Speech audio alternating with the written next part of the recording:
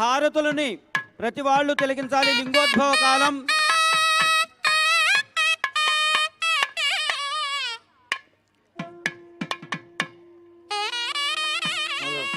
ఓం నమః శివాయ.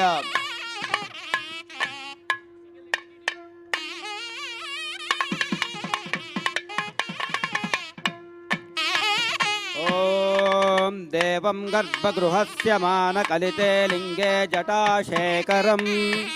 కట్యా సంతకరం పరైచ్చ తదతం కృష్ణం మృగం చాభవం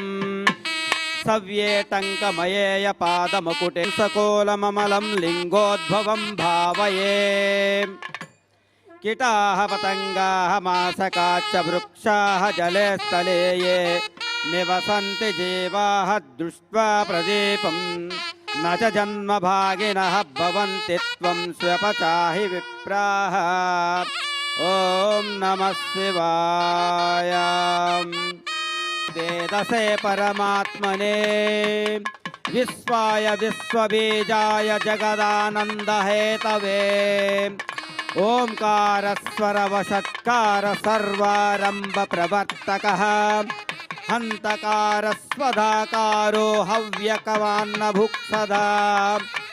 నమస్తే భగవాన్ రుద్రభాస్కరామిత తేజసే నమో భవాయ దేవాయ రసాంబుయామాయ చ చార్వాయ క్షితిరూపాయ సదాసురభిణే నమః రుద్రయాగ్నిస్వరూపాయ మహాతేజస్వినే నమః ఈశాయ వాయువే తుభ్యం స్వస్పరాయ నమో నమః మహాదేవాయ సోమాయ ప్రవృత్తాయ నమోస్తుతే పశూనాం పతయే తుభ్యం యజమానాయ వేదసే భీమాయ ఓమరూపాయ శబ్దమాత్రయతే నమః ఉగ్రాయ సూర్యరూపాయ సమస్తకర్మయోగినే సమస్తకాలకాలాయ నమస్తే రుద్రమన్యవే నమః శివాయ భీమాయ శంకరాయ శివాయ తే ఉగ్రోపి సర్వభూతానాం నియంతాయ జ్జియో శివః మయస్కరాయ విశ్వాయ బ్రాహ్మణే మహర్తినాశనే అంబికాపతయే తుభ్యమోమాయ పతయే నమః చార్వాయ సర్వరూపాయ పురుషాయ పరమాత్మనే సదసద్భక్తిహీనాయ మహతః కారయతే జాతాయ బహుదా లోకే ప్రభూతాయ నమో నమః నీలాయ నీలరుద్రాయ కద్రుద్రాయ పచేతనే తారాయ చతుతారాయ తరుణాయ సుతేజసే హరికేశాయ దేవాయ మహేశాయ నమో నమః దేవాయ సంభవే తుభ్యం విభతే పరమాత్మనే పరమాయ నమస్తుభ్యం కాలకంఠాయ తే నమః హిరణ్యాయ పరేశాయ హిరణ్యవపుషే నమః భీమాయ భీమరూపాయ భీమకర్మరతాయ చ భస్మాదిగ్ధశరీరాయ రుద్రాక్షాభరణాయ చ నమో హ్రస్వాయ దీర్ఘాయ వామనాయ నమోస్తుతే దూరే వధాయతే దేవాగ్రే వధాయ నమో నమో నమః ధన్వినే శూలతుభ్యం గదినే హలినే నమః నానాయుధధరాయైవ దైత్యదానవనాశినే నద్యాయ సద్యరూపాయ సద్యోజాతాయ వై నమః వామాయ వామరూపాయ వామనేత్రాయ తే నమః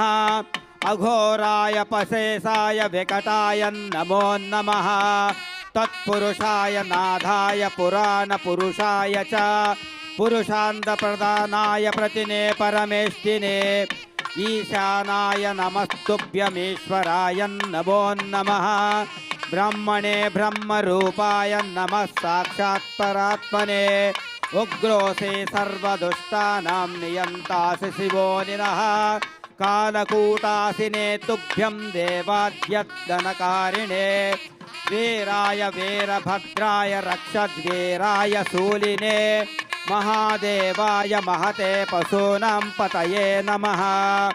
वीरात्मने सुविद्याय श्रीकण्ठाय पिनाकिने नमोऽनन्ताय सूक्ष्माय नमस्ते मृत्युमन्यवे पराय परमेशाय परात्पराय च परात्पराय विभवे नमस्ते विश्वमूर्तये नमो विष्णुकलत्राय विष्णुक्षेत्राय भानवे भैरवाय शरण्याय त्र्यम्बकाय विहारिणे मृत्युञ्जयाय शोकाय त्रिगुणाय गुणात्मने चन्द्रसूर्याग्निनेत्राय सर्वकारणहेतवे भवता हि जगत्सर्वं व्याप्तं स्वेनैव तेजसा ब्रह्मविष्णुन्द्रचन्द्रादिप्रमुखा सकलासुराः मुनयाच्छापरे तत्त्वसम्प्रसूता महेश्वरा यतोऽभिव्यक्त्य सकलं बिभ्यच्च तनुमष्टधा अष्टमूर्तिततीतच्च त्वमाद्यः करुणामयः त्वब्धयाध्वातिवातोऽयं दतः ह्यग्निर्भयात् तव सूर्यास्तपति ते भित्वा मृत्युर्भीतावति सर्वतः भयासिन्धो महासेन प्रसीद परमेश्वर रक्ष रक्ष सदैवास्मान् यस्मान्नष्टान् विचेतनः रक्षाति सर्वं नाथत्वमयिम करुणानिधे नानापद्यो वयं शम्भो तवैवाद्या प्रवाहिनः ॐ नमः शिवाय ॐ नमः शिवाय नमः कनकलिंगाय वेदलिंगाय वै नमः नमः परमलिंगाय व्योमलिंगाय वै नमः नमः सहस्रलिंगाय वह्निलिंगाय वै नमः नमः पुराणलिंगाय श्रुतिलिंगाय वै नमः नमः पाताललिंगाय ब्रह्मलिंगाय वै नमः नमो नमस्यलिंगाय सप्तदीपोध्वलिंगिने नमः सर्वात्मलिंगाय सर्वलोकांगलिने ॐ नमः शिवाय ॐ नमः शिवाय ॐ नमः शिवाय ॐ नमः शिवाय చక్కగా లింగోద్భవమున ఈ పవిత్రమైన ధ్యాన శ్లోకములు విన్నా సాక్షాత్తు బ్రహ్మ విష్ణువులు స్మరించినటువంటి ఆ శివనామ స్తోత్రాలు విన్నా కూడా మహా పుణ్యము శుభకరము చక్కగా అందరూ కూడా ఏకాగ్రతగా ధ్యానిస్తూ లింగాష్టకాన్ని మనసుతో ఆలకించండి. లింగాష్టకాన్ని బ్రహ్మమురారి సురార్చితలింగం నిర్మలభాసిత శోభితలింగం జన్మజ దుఃఖ వినాశకలింగం తత్ప్రణమామి సదా శివలింగం దేవముని ప్రవరార్చితలింగం కామదహన కరుణాకరలింగం రావణదర్ప వినాశనలింగం తత్ప్రణమామి సదా శివలింగం సర్వసుగంధసులేపితలింగం బుద్ధివివర్ధనకారణలింగం సిద్ధసురాసురవందితలింగం తత్ప్రణమామి సదా శివలింగం కనకమహామణిభూషితలింగం ఫణిపతివేష్టితశోభితలింగం దక్షసుయజ్ఞవినాశనలింగం తత్ప్రణమామి సదా శివలింగం కుంకుమచందనలేపితలింగం పంకజహార సుశోభితలింగం సంచిత పాప వినాశనలింగం తత్ప్రణమామి సదా శివలింగం దేవగణార్చిత సేవితలింగం భావైర్భక్తిభిరేవ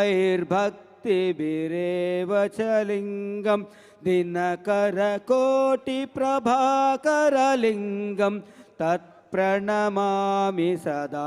శివలింగం अष्टदलोपरिवेष्टितलिङ्गं सर्वमुद्भवकारणलिङ्गम् अष्टदरिद्रविनाशनलिङ्गं तत्प्रणमामि सदा शिवलिङ्गं सुरगुरुसुरवरपूजितलिङ्गं सुरवनपुष्पसदार्चितलिङ्गं परमपदं परमात्मकलिङ्गं तत्प्रणमामि सदा शिवलिङ्गम् ॐ लिङ्गाष्टकम् इदं पुण्यं यः पठेत् शिवसन्निधौ शिवलोकमवाप्नोति शिवेन सह मोदते ॐ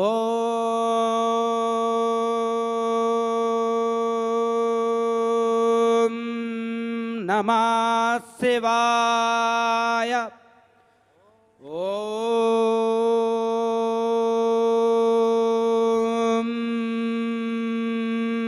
नमः शिवाय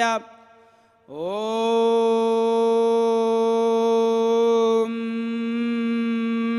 नमः शिवाय हरि ओम।